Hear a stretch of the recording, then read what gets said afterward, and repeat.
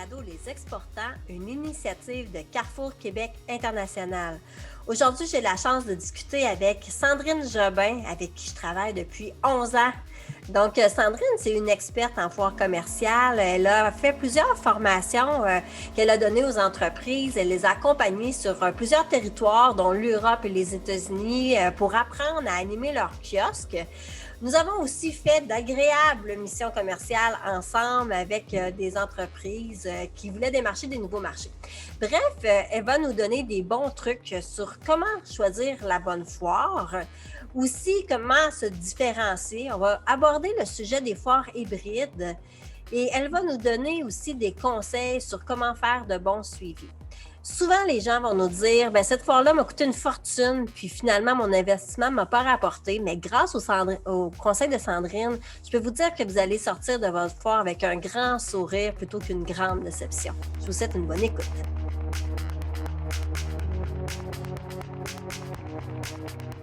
Bonjour! Alors, aujourd'hui, j'ai le plaisir d'être avec ma collègue Sandrine Jobin. Comment ça va, Sandrine? Ça va super bien, toi? Oui, ça va bien. Je suis contente de parler aujourd'hui avec toi des foires commerciales. Merci, Catherine. C'est le fun. Tu es notre experte à accompagner des entreprises là, dans leur processus de choix de kiosque et tout ça. Donc, on va décortiquer un peu l'accompagnement dans des foires commerciales. Donc, est-ce que tu peux nous parler un peu de ton expérience? Tout à fait. En fait, ça fait 11 ans, moi, que je travaille chez CQI. Puis, au cours de ces belles années-là, j'ai accompagné des entreprises dans la préparation de leur foire. J'ai aussi accompagné des entreprises lors de leur foire. Puis, au cours des années, écoute, c'est de la formation continue. Je me suis renseignée sur le sujet. J'essaie de rester au-dessus de la masse puis d'en apprendre tout le temps sur le sujet. Comment choisir une bonne foire? Parce qu'on sait qu'il y a quand même une bonne offre de foire commerciale. Là, c'est facile de s'y perdre. C'est quoi tes trucs? Ça, c'est la question. Puis écoute, il y a tellement d'entreprises qui sont déçues quand ils reviennent de leur foire. On l'entend couramment. On pourrait demander à tous nos collègues, là, c'est certain qu'ils ont tous eu des commentaires d'entreprises qui sont déçues. C'est vraiment... c'est l'erreur classique, finalement, choisir la mauvaise foire. Comment on fait pour choisir la bonne foire? Il n'y a pas 12 000 façons, mais il y a des questions à se poser. La première, c'est savoir à qui on souhaite vendre. C'est qui notre client idéal dans la perspective d'une foire commerciale? Est-ce que c'est un distributeur? Est-ce que c'est un détaillant? Est-ce que c'est le client final? Il faut se mettre dans la peau de notre client idéal qui, lui aussi, finalement, a des contraintes de temps, a des contraintes d'argent. Nous, chez CQI, on ne visite pas toutes les foires commerciales de notre secteur. On ne les marche pas toutes non plus. Donc, il faut vraiment se mettre dans la peau de notre client et se demander ce que lui visiterait. On peut aussi lui poser la question directement. Si vous êtes ami avec un de vos clients, en fait, on essaie tout le temps d'être courtois et d'être gentil avec nos clients, donc d'entretenir des bonnes relations. Ça se pose comme question. Toi, cette année, quelle foire tu as l'intention de visiter? Donc, ça nous donne une bonne idée de savoir à qui on va. Dans certains secteurs, là, il y a des shows que c'est impossible de ne pas aller. J'ai l'impression que c'est vraiment là, l'événement annuel, puis si on n'est pas là, on perd le fil. Oui. Est-ce que c'est facile de les identifier quand on est nouveau dans notre domaine? D'identifier les gros shows? Oui. Oui, c'est facile. Vous nous appelez. Puis si vous ne nous appelez pas, non, mais sans blague, trouver un show là, de nos jours, il y a tellement de ressources et de bases de données. Je le disais à la blague, mais vous pouvez communiquer avec nous, mais vous pouvez aussi communiquer avec nos partenaires, Développement économique Canada, Investissement Québec. Ils connaissent les grosses foires importantes dans les secteurs dans lesquels vous travaillez, évidemment. Mais tu parles de foires incontournables. Je pense que maintenant, à l'ère où est-ce qu'on est rendu, tout est contournable, ça se dit mal, là, mais il ne faut pas faire du MeToo. Il ne faut pas se dire « moi, j'y vais parce que mon concurrent y va ». Il faut vraiment que ce soit rentable et que ce soit la bonne foire pour vous. Si vous ne souhaitez pas exposer ou si vous, on est dans ce mindset-là, excusez-moi l'anglicisme, de se dire « ah, j'ai pas le choix d'y aller », bien, on peut la marcher, la foire. Là. On n'est pas obligé de dépenser des milliers de dollars parce que quand on parle de foire commerciale, on parle vraiment d'investissement, là, parce que l'idée, c'est de se démarquer, c'est de ne pas avoir l'air fou, puis c'est ça, d'essayer de se démarquer des autres. Donc, si on n'a pas les moyens de nos ambitions, aussi bien aller marcher, apprendre et faire et apprendre et justement peut-être l'année d'après ou l'autre année d'après encore exposer quand on sera prêt. Donc, toi, dans le fond, tu conseilles de peut-être aller marcher la foire avant d'exposer? Pas toujours. Pas toujours? Pas toujours, mais ce que je veux dire, c'est que si on n'a pas les moyens de nos ambitions, aussi bien aller marcher. Mais c'est sûr qu'avant d'exposer, c'est toujours bien d'aller voir comment ça se passe, c'est qui les exposants, est-ce qu'il y a un flux de visiteurs assez intéressant, est-ce que ça répond à nos objectifs de foire, est-ce que le qui que je mentionnais tantôt, le client idéal, celui qu'on cherche, est-ce qu'il est là, ça, c'est certain que d'aller le marcher, c'est la meilleure façon de le voir. Mais on peut aussi poser la question aux organisateurs de la foire. Là. Ça, on sous-estime souvent toutes les connaissances qu'ils ont. C'est eux qui l'organisent. Donc, ils savent, ils peuvent répondre aux questions. C'est sûr qu'il faut faire attention parce que c'est des vendeurs. C'est comme des agents d'immeubles. Là. Ils veulent nous vendre de l'espace, mais ils ont quand même toutes les réponses aux questions qu'on peut avoir, puis c'est toute l'information. Puis il y a moyen de négocier avec eux aussi, là, quand on va en parler plus tard, là, mais quand on va parler de location de kiosque. Là. J'ai une question pour toi. Là, maintenant, on vient de sortir d'un ère vraiment complètement virtuel pour les foires commerciales. Là, on s'en vient vers du présentiel, peut-être sur une formule plus hybride. Est-ce que selon toi, ça peut changer notre façon d'être présent dans les foires commerciales? Bien, tout à fait. On le voyait avant même la pandémie. Il y avait une baisse de popularité des foires. Donc là, d'avoir une version hybride, les entreprises, c'est quelque chose de nouveau pour eux, qui offre des nouvelles opportunités, bien, qui est plus économique aussi à certains niveaux. Donc, oui, moi, je dirais que c'est des opportunités à saisir, puis que c'est bon pour les entreprises, là. Quand on sait bien les exploiter, parce que c'est différent, hein, on le sait, on a parlé avec, c'est quoi son nom déjà, avec Alexandra? De Humanware. C'était vraiment intéressant. Ils font beaucoup de missions commerciales à chaque année, puis ont fait une formule hybride. Effectivement, ça, c'était super intéressant. Puis je pense que ceux qui ne l'ont pas écouté, ce podcast-là, pourraient l'écouter puis trouver plein de trucs. Donc, quand on est dans une formule plus en présentiel, comment est-ce qu'on fait pour être bien situé dans le salon? Ça, c'est le nerf de la guerre. En fait, ce qu'on souhaite, là, c'est être central et être dans le flux de visiteurs. Il y a plusieurs choses à éviter, si je peux me permettre, là, une liste de choses à éviter. L'entrée, parce que quand on entre, moi, je me mets dans la peau d'un visiteur. Quand j'entre, là, je regarde vers l'avant. Là, je regarde pas nécessairement les kiosques qui sont devant moi. Puis, il faut aussi garder en tête que le visiteur, souvent, il va tourner à droite et non à gauche tout de suite quand il entre. Donc, le flux de visiteurs va aller vers la droite ou dans le milieu, hein, l'allée centrale, ça, c'est l'emplacement idéal. On regarde, bon, où est-ce que sont les salles de bain, où est-ce qu'est la cafétéria. On essaie d'éviter la cafétéria parce qu'il y a beaucoup de bruit, beaucoup d'affluence. C'est bon, l'affluence, mais s'il y a trop de bruit, on ne sera pas capable de parler avec nos visiteurs puis de les accrocher. Tu sais, quand tu as faim aussi, tu marches plus vite. Donc, la cafétéria, on essaie de l'éviter. Je l'ai mentionné tantôt, là. Souvent, les organisateurs vont savoir où est-ce que les endroits optimaux ils sont. Donc, on peut leur demander, si c'est la première fois qu'on expose à cette foire-là, quels sont les endroits. Souvent, les meilleurs endroits vont être pris déjà. Donc, il faut essayer de négocier avec eux quel est l'autre endroit le plus approprié. Leur travail, c'est vraiment que le flux de visiteurs soit optimal un peu partout, là.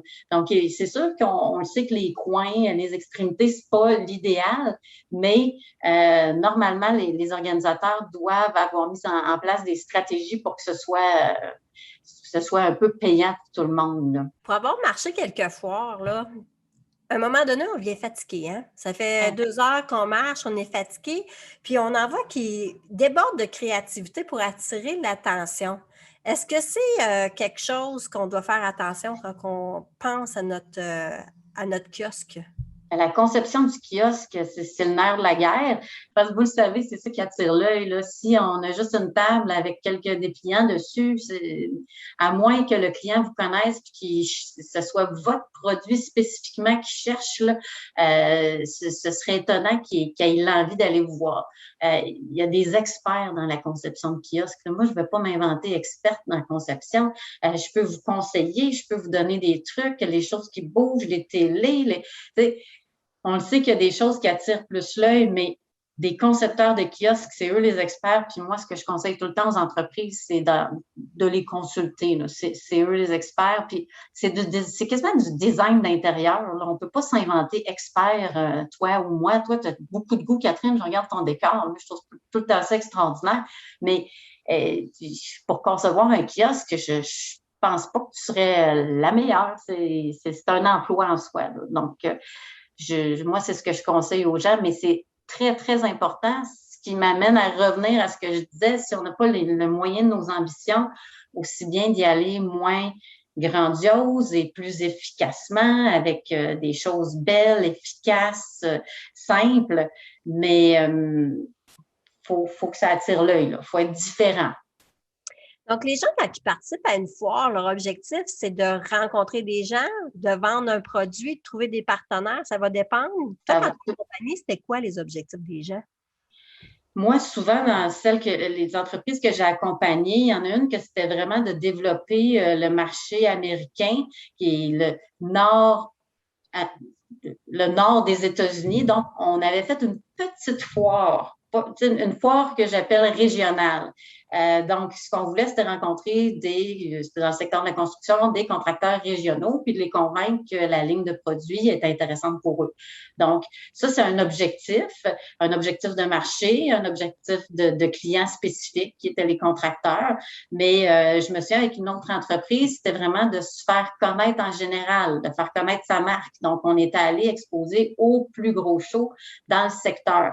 Donc, les objectifs, il y en a une panoplie, mais l'idée, c'est vraiment de choisir la bonne foire en fonction de son objectif. C'est deux bons exemples. Donc, dans le fond, quelqu'un qui veut développer là, un petit marché, plutôt que de prendre le bottin téléphonique puis appeler tout le monde, il va rencontrer les gens dans cette foire-là, puis en personne en plus. Donc, ça amène une plus-value de pouvoir serrer une main et se présenter. Okay. Tout à fait. En fait, une entreprise peut avoir plus qu'un objectif de foire, mais elle peut aussi, évidemment, exposer dans plus qu'une foire par année et avoir des objectifs différents pour chacune des foires. Si je pense à une entreprise qui est dans le secteur des équipements médicaux, puis qu'elle elle vise et les hôpitaux en général, là, les acheteurs d'hôpitaux, et qu'elle vise les cliniques d'oncologie, ce qu'elle va faire, c'est qu'elle va aller dans un show où est-ce que c'est les acheteurs d'hôpitaux qui vont être présents. Puis, elle pourrait aller à l'Assemblée générale annuelle des oncologues du Vermont pour rencontrer des cliniques d'oncologie spécialisées. Donc, c'est important d'avoir un bon plan puis de savoir ce qu'on fait dans notre année pour avoir une stratégie très solide. Là. Puis je me rappelle avoir fait une machine foire avec toi où est-ce que les gens s'inspiraient des produits, des nouveautés qui sortaient. Ça peut être intéressant. Donc, à ce moment-là, est-ce qu'il faut avoir plusieurs équipes, une équipe terrain qui fait le tour de la foire commerciale puis une équipe qui anime? Ben, en fait, ce que je vois souvent, moi, c'est que c'est le patron qui marche la foire, qui va s'inspirer, ou je dis le patron, là, mais les directeurs.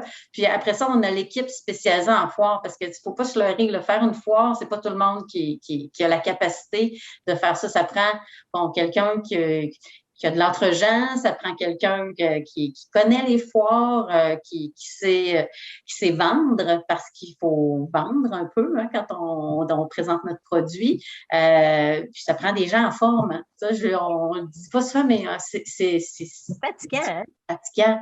On reste debout longtemps. Faut avoir de l'énergie. Donc, une équipe de foire expérimentée. qu'est-ce qu'on fait là, pour avoir les résultats optimum là, dans l'animation d'un kiosque? Dans l'animation, comme je disais, l'équipe, on choisit les bonnes personnes parce que ça prend des briseurs de glace, ça prend des experts, ça prend des closers. Donc, on met en place une équipe du tonnerre. Ensuite de ça, on prépare nos questions à l'avance, on prépare les questions brise-glace, on prépare les questions qui sont souvent posées, on prépare les questions que nous, on aimerait poser, autant les questions que nous, on aimerait poser que celles qu'on pense qu'on va se faire poser. Donc, faut être prêt là, de A à Z.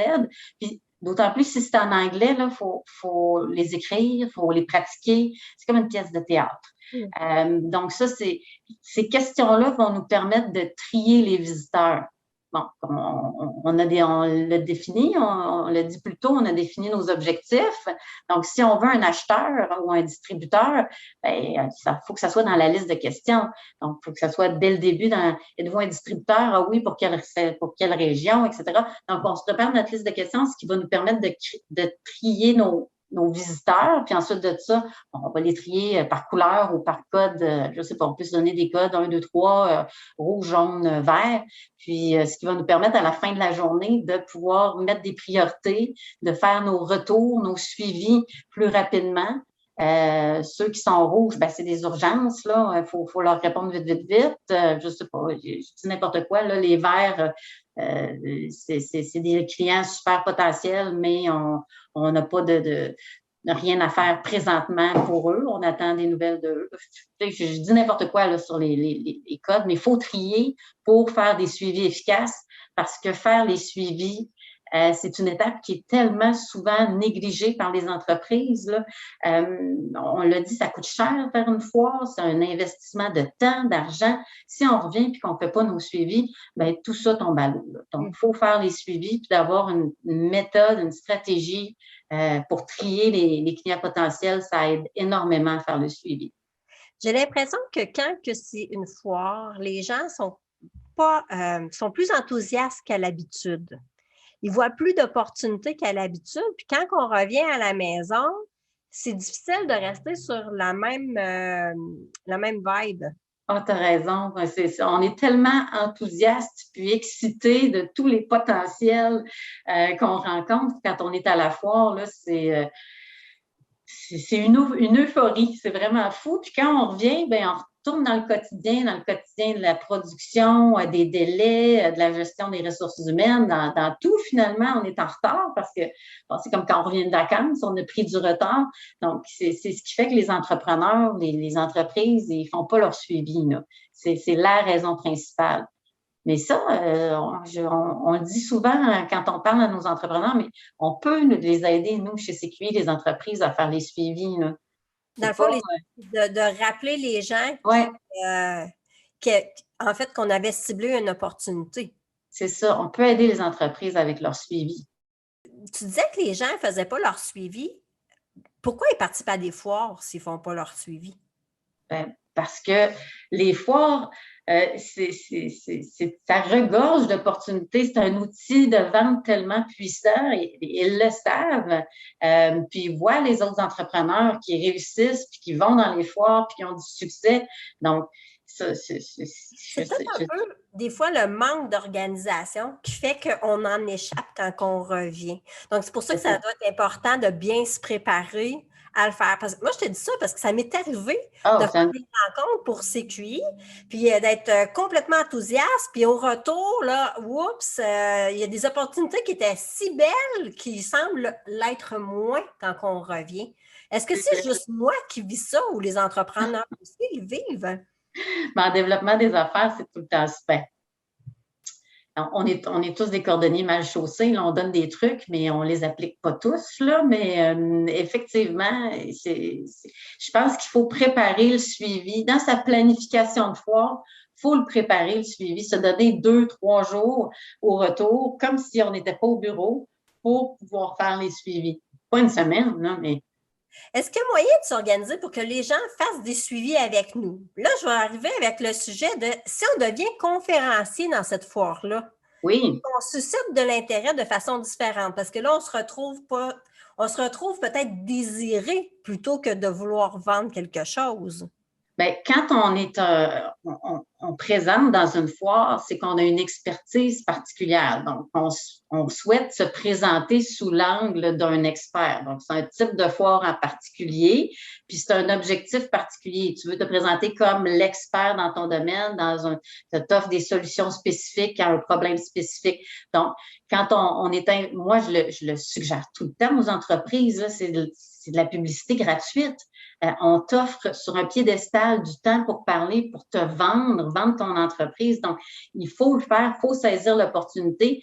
Mais ensuite de ça, quand on a un kiosque, évidemment, faut s'assurer d'être capable de répondre à ces questions-là, que l'équipe à la place soit capable de parler de l'expertise, puis pas présenter la panoplie de produits, mais peut-être se concentrer sur ce qu'on a présenté pour pas avoir l'air éparpillé, là, mais effectivement, d'être un conférencier dans une foire, c'est une opportunité qu'il faut saisir, puis il faut même la demander. Là. Moi, c'est ce que je dis aux entreprises, demandez-le. C'est une bonne idée de le demander. Puis là, il y a quelque chose d'autre aussi que j'avais remarqué, je voulais avoir ton opinion là-dessus. Il y a certaines foires que j'ai visitées que les gens avaient réellement du plaisir. Il y avait même des fois un bar à même leur kiosque. Ils pouvaient avoir un cuisinier, ils faisaient déguster des repas là, vraiment bien spéciaux là, à leurs clients potentiels. Donc, on aurait dit qu'il y en a qui alliaient beaucoup le plaisir au fait d'être à la foire. Puis il y en a d'autres qui sont plus sérieux.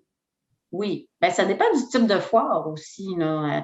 Je disais tantôt qu'on avait fait une foire dans le secteur de la construction. J'aurais mal vu l'entreprise servir des petits canapés avec du caviar. Je dis n'importe quoi, là, mais des fois, ça se prête mieux. Les grandes foires, on le voit souvent parce que là, les grandes marques, ils mettent le paquet, ils ont du budget, puis là, on voit, ils donnent des tasses à café expresso. Tu sais, tu as des beaux cadeaux, des beaux... j'ai oublié le terme, là, des cadeaux corporatifs qui sortent de l'ordinaire pour attirer justement un type de client spécifique, mais c'est pas pour toutes les foires. Là. Moi, ce que je fais, c'est que je me renseigne auprès des organisateurs. Ou dans cette foire-là, est-ce qu'il y en a qui servent à manger? Si oui, quel type? Ça, je l'avais fait j'avais fait une recherche pour une entreprise, puis les organisateurs avaient dit non, nous, dans notre foire, il n'y a personne qui fait ça. Bon, écoute, si tu veux sortir de l'ordinaire, tu peux le faire, mais nous, on ne te le suggère pas. OK. Bon, à ce moment-là, tu n'insistes pas, mais en même temps, tu te dis peut-être, peut-être que ça sort peut-être trop de l'ordinaire. Y aurait-il une façon sans nécessairement se servir à manger ou est-ce que je pourrais servir des boissons énergisantes? Je disais tantôt que ça a besoin, quand on est dans une foire, on a besoin d'énergie, c'est fatigant. Mm-hmm. Ça peut attirer l'attention des gens. Est-ce qu'il faut avoir un espace pour avoir des rendez-vous en privé dans notre kiosque? Est-ce qu'on doit penser? Nécessairement. Si ton objectif, c'est pas de rencontrer des gens puis de discuter pendant des heures avec, si ton objectif, c'est de rencontrer le plus de gens de clients potentiels, tu veux pas t'asseoir une demi-heure avec eux, là. Ce que tu veux, c'est ramasser des listes de clients potentiels. Donc, tu veux qu'ils rentrent dans ton kiosque, évidemment, c'est ça l'objectif, avoir le plus de gens qui rentrent dans ton kiosque, mais tu veux les faire sortir rapidement aussi, qu'il y en ait d'autres qui rentrent. Donc, ça dépend. Mais si c'est une foire qui est plus de type rencontre B2B, il y en a tout plein là, des foires comme ça, bien là, ça te prend une place spécifique pour un petit coin tranquille, sans nécessairement qu'il y ait une porte, mais un petit coin tranquille pour t'asseoir avec tes clients. Parce que j'en avec un entrepreneur là, dans le cadre des balados, là, puis il me disait que c'est dans le cadre des foires commerciales, il se crée certaines amitiés. Ouais. Par la suite, des fois, il y a des projets communs qui naissent de ces rencontres-là. Donc, il y a aussi des activités en dehors du kiosque, j'imagine, qui sont importantes à assister. Est-ce que tu recommandes d'assister à certains événements? Bien, souvent, quand la foire commence, il y a l'activité de lancement. Puis pour avoir participé souvent à ces activités-là, ben c'est comme un 5 à 7, là, où est-ce que les gens, tous les exposants sont là. Il y a des visiteurs aussi qui peuvent participer. Donc, c'est le fun. C'est une activité où est-ce qu'il y a plein de monde, une activité de réseautage, là. Donc, je le suggère. Moi, les activités de réseautage, il faut tirer profit de tout ce qui est possible à une foire, là. Donc, activités de réseautage, si c'est des activités où est-ce que votre femme est invitée, parce que ça, on le voit souvent aussi, là, les activités pour les femmes, ben, dites à votre femme d'y aller, puis sûrement qu'elle va se faire des contacts, puis elle va pouvoir vous ramener ça après. Elle va connaître d'autres femmes, qui est certainement la femme de quelqu'un d'autre. Je dis femme, là, mais j'aimerais dire homme, mais c'est rare, là. On dit pas les activités pour les conjoints, on dit les activités pour les wives, là. Surtout aux États-Unis. Donc, c'est ça, faut pas. Ce qui me ramène au sujet, là, oui, il faut profiter de toutes les activités de réseautage possibles. Puis, en fait, il faut s'en créer aussi. Là, on le voit souvent, on invite notre client de longue date à souper avec nous après une longue journée. On va prendre un verre. Donc, tu suggères de préparer certaines occasions de rencontres au travers de la foire, de faire Oui. peut-être un agenda avant? Oui, puis même, tu sais, je dis un client actuel, si vous voulez rencontrer un client spécifique, un client potentiel spécifique, envoyez-y un courriel, appelez-le, demandez-lui de venir vous voir ou simplement de l'inviter à souper après s'il n'y a pas le temps, là, ou une rencontre 2 jours après la foire, peu importe, il faut saisir les opportunités, là.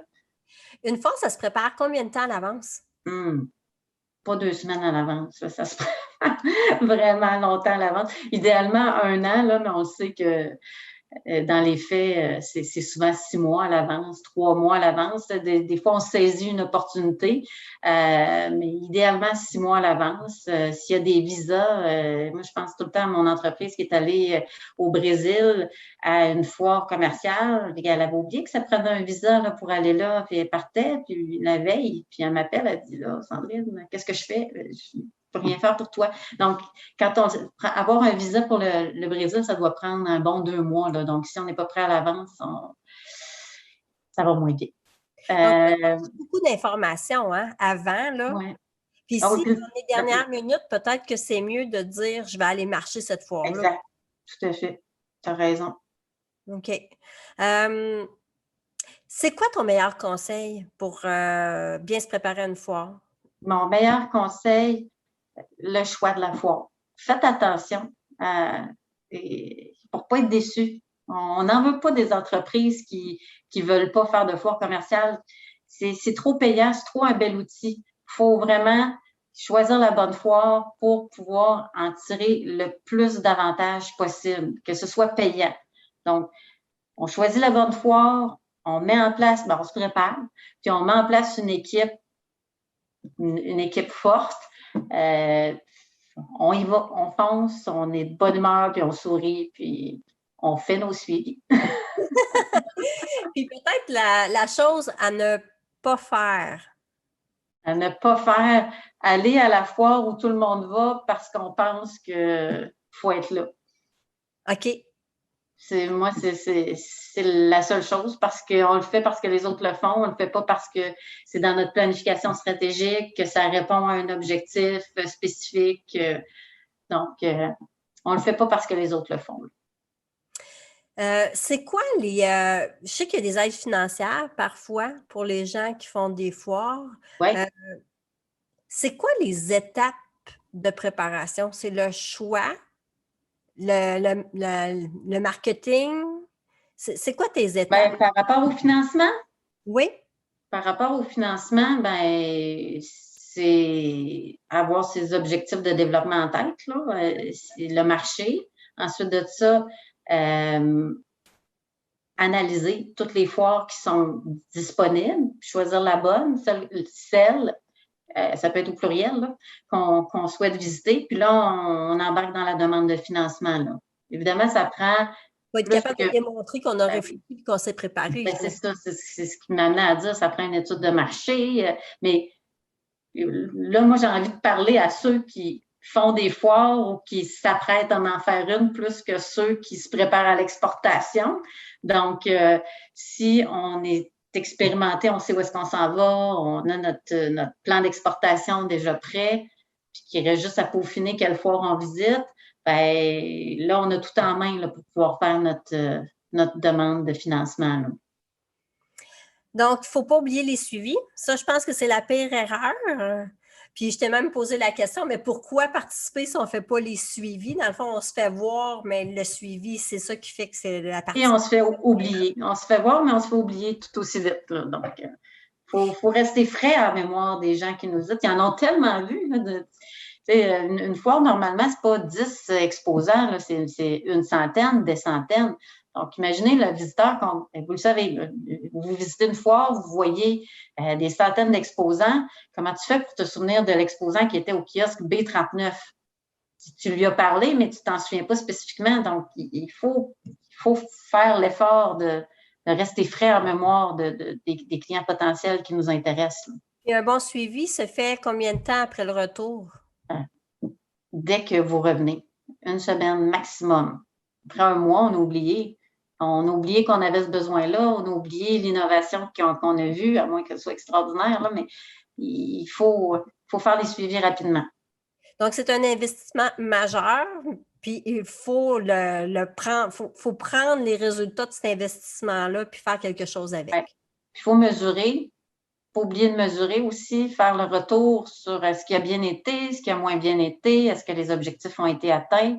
Oui, faire ses suivis, mais après ça, est-ce que ça a valu la peine de faire cette foire-là? Est-ce que ça vaut la peine d'en refaire? Est-ce que pour nous, comme entreprise, c'est payant? Et oui, je dis que c'est un bel outil de vente, c'est un des plus puissants, mais est-ce que c'est l'outil pour nous? Pas nécessairement. Là. Je parlais justement à une entreprise hier, elle me disait, elle, que c'était les associations sectorielles qui étaient pour elle quelque chose de super intéressant. Nous, on les propose tout le temps, mais on ne voit pas beaucoup d'entreprises qui les utilisent à leur plein potentiel, si je peux me permettre. Là. Donc, les associations sectorielles, pour elles, c'est ce qui fonctionne le mieux. Elles participent aux activités, elles échangent avec les autres membres. Pour elles, les foires, ça n'a pas été payant, puis elle ne pense pas en refaire. Donc, ça, pour elle, c'est payant. Donc, est-ce que c'est la stratégie pour vous? Peut-être, mais mesurez. Essayez, faites le retour sur l'activité. Puis, si ça s'avère payant, bien, recommencez. Je te remercie, Sandrine, pour la belle conservation. La belle conversation. Si cet épisode vous a plu, partagez-le avec un ami. Nous serions reconnaissants si vous pouviez noter et évaluer notre série sur Apple Podcasts, Spotify ou à l'endroit où vous écoutez vos balados. Votre recommandation et vos commentaires aideront les auditeurs à nous trouver aussi. Merci!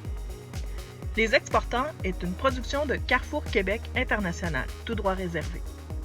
L'émission est réalisée par l'équipe de CQI. Un merci tout spécial aux invités et aux personnes qui ont participé à la création et à la mise en onde de l'épisode d'aujourd'hui. CQI remercie aussi ses partenaires financiers, Développement économique Canada et le gouvernement du Québec. Vous pouvez obtenir plus d'informations sur Carrefour Québec International sur notre site web au cqinternational.org. On se revoit pour un prochain épisode dans 2 semaines.